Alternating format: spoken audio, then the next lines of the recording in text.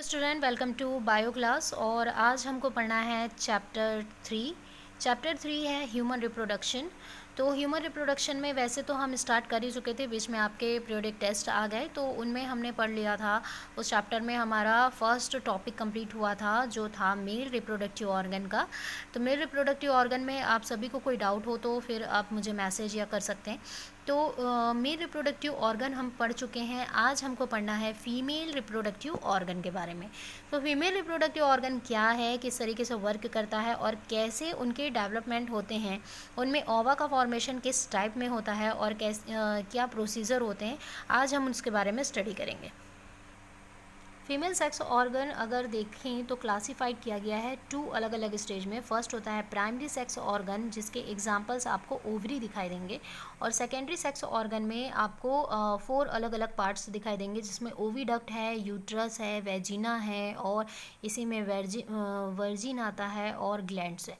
ठीक है, तो स्टार्ट करते हैं प्राइमरी सेक्स ऑर्गन से।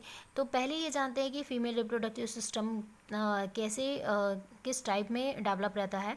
तो female reproductive system in human also consist of many organ which is involve in the production of ओवा एंड सेक्रेशन ऑफ हार्मोन्स। ठीक है, मेन इनका फंक्शन ये होता है कि ये ओवा या एग का फॉर्मेशन करेंगे।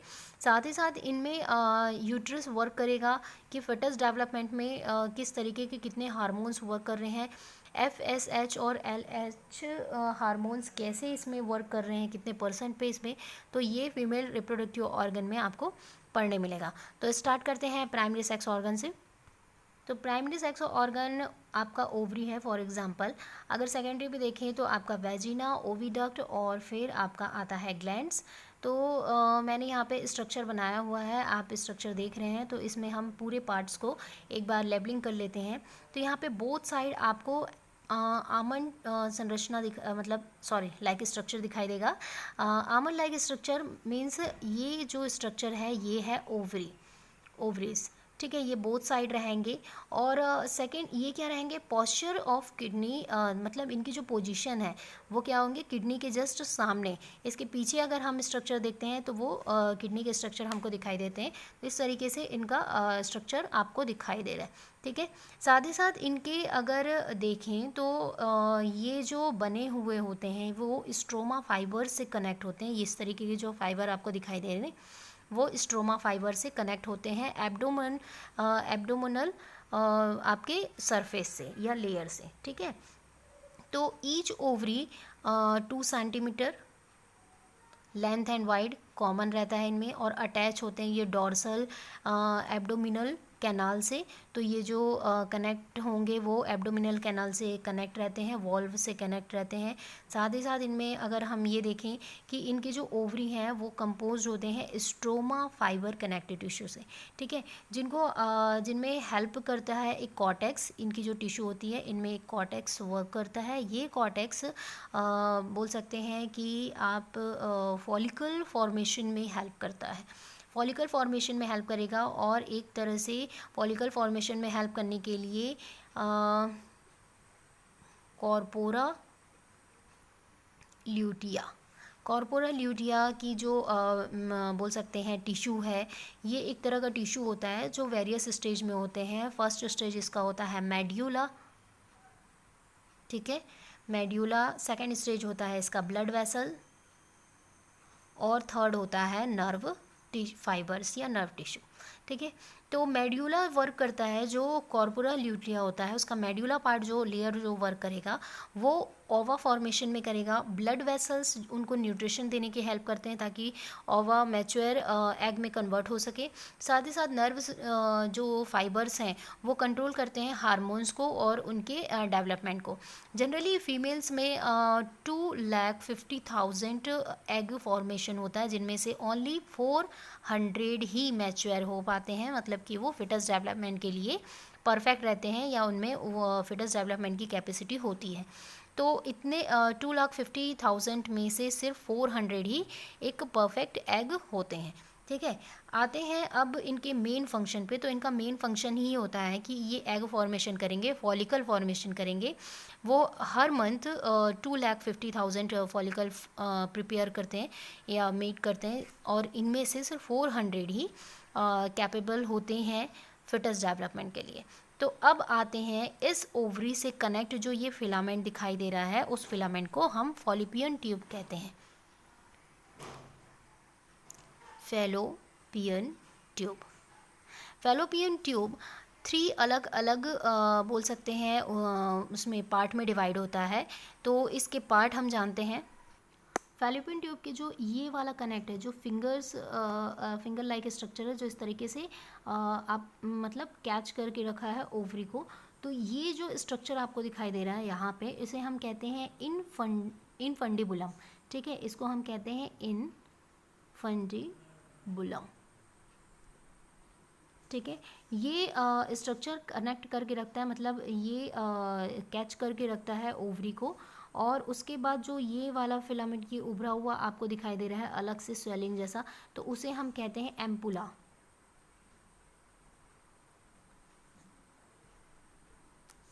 एम्पुला का मेन फंक्शन ये होता है कि जो मैच्योर एग यहाँ तक जाते हैं, उनको एक्स्ट्रा न्यूट्रिशन देने के बाद वो और ज़्यादा वेल डेवलप कर देते हैं, ताकि ये यूट्रस में फिटस डेवलपमेंट के लिए कैपेबल हो सके। एम्पुला तक आने के बाद यहाँ पे जो कनेक्शन होता है डायरेक्ट यूट्रस से अटैच होता है, उसको हम कहते हैं इस्थीमा या इस्थमस।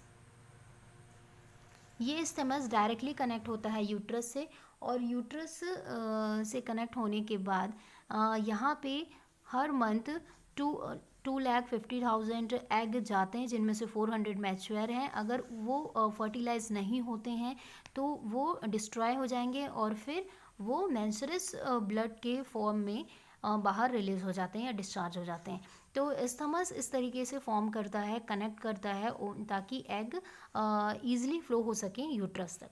तो यहाँ पे फॉलिपियन ट्यूब आपको क्लियर हुआ। फॉलिपियन ट्यूब की अगर लेंथ देखें तो एक जो हेयर की थिकनेस होती है, नॉर्मल हेयर की जो थिकनेस होती है, उतनी ही थिकनेस फॉलिपियन ट्यूब की होती है, एक पतले से बाल के बराबर उनकी थिकनेस ही होगी। ठीक है, तो अब आते हैं इनके, अब इस पार्ट के बारे में आते हैं जिसको हम यूट्रस कहते हैं। यूट्रस अगर देखें तो यूट्रस एक तरीके का आपका होल पियर लाइक स्ट्रक्चर होता है। होल पियर लाइक स्ट्रक्चर का मतलब ये होता है कि खोखले नाशपाती के जैसे इसकी संरचना होती है, स्ट्रक्चर होता है। और जनरली इनकी जो बोल सकते हैं कि ये बहुत ही स्ट्रेचेबल होते हैं, लाइक बहुत ही ईज़िली ये फैल जाते हैं। और ये इनकी जो लेंथ बोल सकते हैं, इनकी जो थिकनेस होती है वो काफ़ी होती है, 2.5 ये मीटर तक ईजिली ले लेते हैं। ठीक है, ईजिली फैल जाते हैं। ठीक है, तो यूट्रस जो होता है वो हॉल पियर जैसे होता है, और बहुत इलास्टिक टिश्यू इसमें वर्क करते हैं, मेटामेरिज्म। और इनमें जो बोल सकते हैं इनका जो लेयर होता है वो 3 लेयर में डिवाइड होता है। तो उनके लेयर्स को जानते हैं। ये एक तरह का बोल सकते हैं चाइल्ड हाउस होता है, मतलब फिटस हाउस होता है, जिसमें फिटस डेवलपमेंट करते हैं। और इनके जो लेयर होते हैं वो 3 में होते हैं। मतलब इनर लेयर को हम कहते हैं इंडोमेटेरियम, मतलब इसको कहते हैं इंडोमेटेरियम। और जो एक और लेयर होता है इसके जस्ट मिडिल में, उस मिडिल लेयर को हम कहते हैं मायोमेटेरियम या मेटेरिज्म भी लिख सकते हो। और जो आपका इनकम्प्लीट आउटर होता है, मतलब जस्ट बाहर का, तो वो होता है जो यहाँ से जस्ट बाहर, ये इनर वाला होता है इंडो। ठीक है, ये सबसे लास्ट वाला, ये मिडिल, और ये फिर आउटर। ठीक है, कंफ्यूज मत होना। इनर मतलब आपका 3 लेयर होगा, ये लास्ट वाला, फिर मिडिल, फिर ये आउटर। तो आउटर को हम कहते हैं इनकम्प्लीट पेरिटोनियम, इनकम्प्लीट पेरिटोनियम। ठीक है, तो ये जो फॉर्म होता है ये काफ़ी रफ सरफेस होती हैं। और इसके जो मिडल सरफेस होते हैं वो हम बोलते हैं ब्लड वेसल से ही कनेक्ट होते हैं कम्प्लीटली। और जो इनर होता है ये एंडोमेटोमेरिज्म, ये बहुत ही स्ट्रेचेबल होता है, इलास्टिकल होता है, तो ईजिली ये बहुत ही जल्दी फैलने लगते हैं। ठीक है, अगर फिटस में डेवलप करने लगे तब। तो अब आते हैं इसके बाद स्ट्रक्चर होता है वेजिना का। तो वेजिना यहाँ पे इस तरीके से स्ट्रक्चर आपको दिखाई दे रहा है। तो ये वेजिना बोल सकते हैं, ये जो वेजिना है ये इस तरीके से फिंगर लाइक स्ट्रक्चर से कनेक्ट है। तो इसको हम कहते हैं, इसको कहेंगे हम हाइमीन। हाइमीन मेन फिंगर लाइक स्ट्रक्चर होता है और ये हेल्प करता है मेंस्ट्रुअल साइकिल और जितने भी डिस्चार्जिंग एग है उनको बाहर रिलीज़ करने के लिए। ठीक है, तो ये वेजिना से कनेक्ट होते हैं और एक तरह के ये रिप्रोडक्टिव ट्रैक्ट होते हैं। ठीक है, रिप्रोडक्टिव ट्रैक होंगे मतलब कि sperm inter by the penis and transfer and complete 3 days। ठीक है, कम्प्लीटली जो ट्रैक ये कंप्लीट करते हैं वो 3 days के अंदर करते हैं। ठीक है, अब आते हैं इसमें जो आपको स्ट्रक्चर एक तरह का नीचे में भी दिखाई दे रहा है। तो ये स्ट्रक्चर होता है जनरली वॉल्व का, इसको कंप्लीट फॉर्म में हम वॉल्व कहते हैं।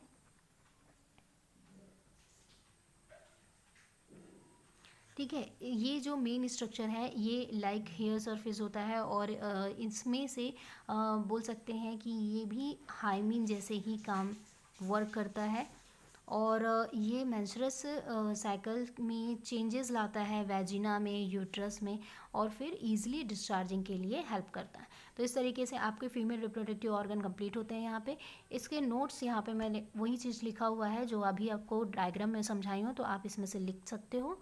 मैं आपको इधर दिखाते चलती हूँ।